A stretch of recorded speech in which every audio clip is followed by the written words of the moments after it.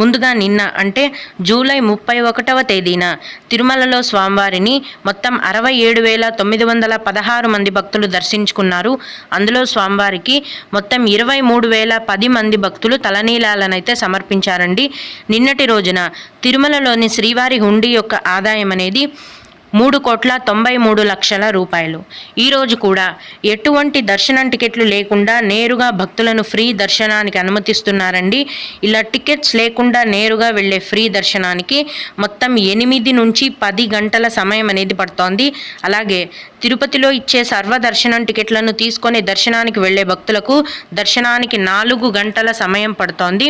300 రూపాయల దర్శనం వారికి మరియు 500 రూపాయల దర్శనం వారికి దర్శనానికి 3 గంటల సమయం మాత్రమే పడుతోంది. అయితే ఈరోజు కూడా చిన్నపిల్లల సుపదం ఇన్ఫాంట్ దర్శనం అనేది ఉందండి. ప్రస్తుతం సుపదం ఇన్ఫాంట్ దర్శనానికి 1 గంట సమయం, అలా